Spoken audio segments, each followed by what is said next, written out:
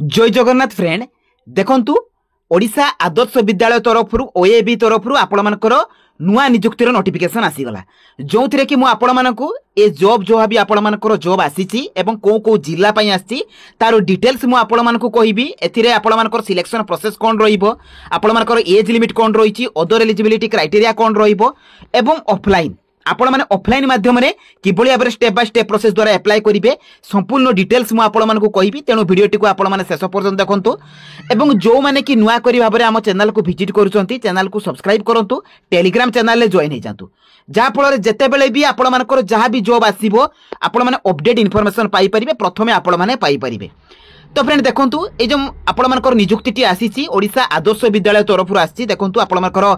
Official notification T आसी जे कि 2 जुलाई 2025 रे आपण मानको नोटिफिकेशन को रिलीज कर दिया जाईची। एथिरे देखंतु आपण मानकर नॉन टीचिंग पोस्ट रो वैकेंसी आस जाईची जोंथिरे कोनसी प्रकार टीचिंग पोस्ट नाही केवल वार्डन पोस्ट पई आपण मानकर वैकेंसी आस जाईची एवं जोटा कि आसी आपण मानकर कंधमाल जिला पई एथिरे आपण मानकर एड्रेस मध्ये मेंशन रहिची ओएबी दंडपदार बालीगुडा कंधमाल। तो ए जगह को आपण मानको स्पीड पोस्ट करबा को पड़िबो बा रजिस्टर पोस्ट करबा को पड़िबो। तो फ्रेंड देखंतु एथिरे आपण मानको कोनसी प्रकार एग्जाम नाही नो एग्जाम रहिछि केवल इंटरव्यू रहिबो केवल इंटरव्यू परे परे आपण मानकर डॉक्यूमेंट वेरिफिकेशन रहिबो एवं आपण मानकर सिलेक्शन होई जिवो। सैलरी मन रखंतु आपण मानकर 23,000 रु आरंभ करिकि 25,000 पर्यंत पर मंथ एथिरे सैलरी रहिबो। आपण मानको मु एहार नोटिफिकेशन टेलीग्राम चैनल ले प्रोवाइड कर देबी एवं जॉब रे डिस्क्रिप्शन ले आपण माने जॉब डिस्क्रिप्शन ले जते बेले आपण माने वीडियो देखिबे जॉब डिस्क्रिप्शन तळे आपण माने पाई जिवे एहार नोटिफिकेशन। तो फ्रेंड देखंतु एथिरे आपण मान अंकर जो वार्डन पोस्ट रही से अप्लाई करेंगे किपरि देखो फ्रेंड एथिरे 100 शଯ୍ୟା विशिष्ट बालिका छात्रावास पई आपण मानकर वार्डन पोस्ट रही आपण मानकु नोटिफिकेशन तळे एप्लिकेशन फॉर्म मिल जिवो तार प्रिंट आउट बाहर करिवे निजर फोटो को पेस्ट करिवे नाम देबे प्रार्थी प्रार्थीनिकर नाम देबे पिता बा स्वामीकर नाम देबे स्थायी ठिकाना देबे वर्तमान ठिकाना देबे मोबाइल नंबर देबे जन्म तारीख देबे बयस देबे आपण मानकर 1/7/2025 सुधा केते बयस होईची आपण मानकर जेंडर वर्ग आपण मानकर विशेष वर्ग कोन रहिची आधार नंबर देबे शिक्षागत योग्यता देबे एवं आपण माने को को माने परीक्षा रे पास करिसंती केते परसेंटेज आपण मानकर रहिची सब एथिरे मेंशन करिवे। ता सहित घोषणा नंबर रे आपण मानकर निजर नाम लिखिबे पिता बा स्वामीकर नाम लिखिबे स्थान बा तारीख देबे एवं तळे आपण मानकर सिग्नेचर देबे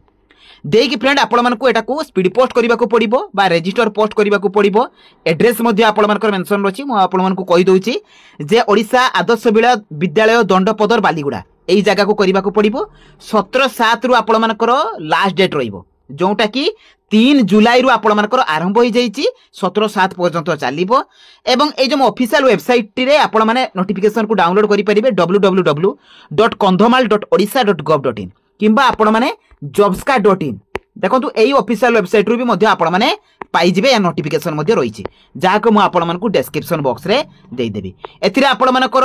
एलिजिबिलिटी कोन रहउछि ना 30 रु 60 वर्षर कैंडिडेट माने अप्लाई करि परिबे एवं अप्लाई करिवार समय सीमा रहिबो 3/7 रु आपण मानकर 17 जुलाई पर्यंत रहिबो। शिक्षागत योग्यता रहिबो बीए बीएससी जदि आपण माने बैचलर इन आर्ट्स बा बैचलर इन साइंस करथिबे तो ए पोस्ट रे अप्लाई करि परिबे। ता सहित देखंतु अभिज्ञता 2 वर्ष छात्रावासर परिचालन अभिज्ञता आवश्यक एवं आपण मानकु को को डॉक्यूमेंट गुडी को सबमिट करबा को पड़िबो एप्लिकेशन फॉर्म सहित निजर शिक्षागत प्रमाण पत्र आधार कार्ड बैंक पासबुक चरित्र प्रमाण पत्र अर्थात आपण मानकर कैरेक्टर सर्टिफिकेट एटा भी आपण मानकु देबा को पड़िबो एवं एई सुद्धा आपण मानकु सेंड कर देबा को पड़िबो। तो एटा आपण मानकर कंधमाल डिस्ट्रिक्ट पई आसी तो अलगा डिस्ट्रिक्ट गुडी को पई मध्ये केतरा आसीथिला आपण मानकर पूर्वरु एवं नेक्स्ट मध्ये अलगा डिस्ट्रिक्ट पई आसी जिवो आ बाकी जा डिस्ट्रिक्ट गुडी को रहिछि तो बहुत भलो पोस्ट रहिछि जो माने भी इंटरेस्टेड अछंती जो मानकर क्वालिफिकेशन अछि तो से माने निश्चित भाबरे एथिरे अप्लाई करंतु। जदि भी किसी मन रे डाउट आसीबो मते कमेंट बॉक्स रे शेयर कर देबे चैनल को सब्सक्राइब कर देबे वीडियो को लाइक करिवे एवं सांग साथी मान को पाको शेयर कर देबे। तो रहिली धन्यवाद जय जगन्नाथ।